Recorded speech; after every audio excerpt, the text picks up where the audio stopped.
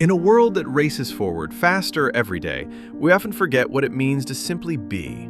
We chase after noise, mistaking it for progress. We confuse movement with meaning. And so, we wonder, why does peace feel so far away? Peace, my friends, is not something we find. It is something we remember. It is our natural state, buried beneath layers of worry, comparison, and desire.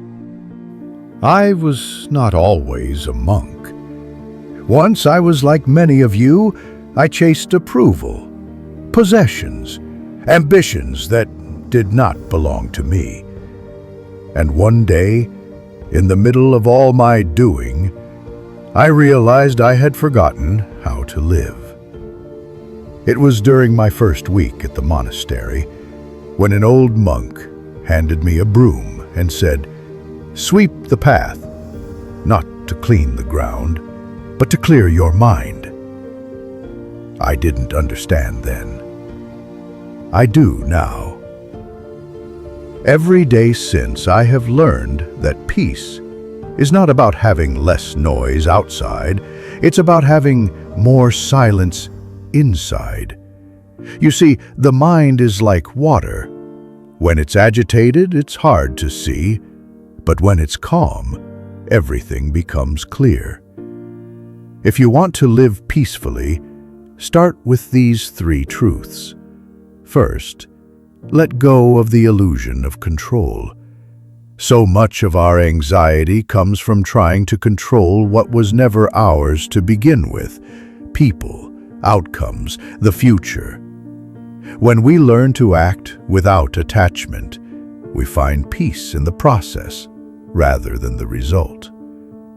Second, make stillness a daily ritual. You don't need a mountain or a monastery, just 5 minutes. Close your eyes. Breathe deeply.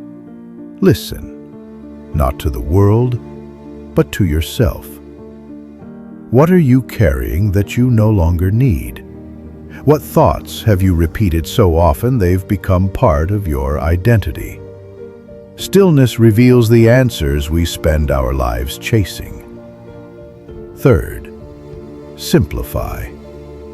We fill our lives with things, hoping they'll fill the emptiness inside. But true wealth is not in how much you own, but in how little you need. When you live simply, you see clearly. When you see clearly, you love deeply. There's a story I often share. A traveler once came to my monastery asking for wisdom. He spoke of stress, of heartbreak, of confusion. I poured him tea. As his cup overflowed, he shouted, "Why are you still pouring?" I smiled and said, "Your mind is like this cup. How can I share wisdom if it's already full?" Empty your cup, my friend. Only then can peace pour in.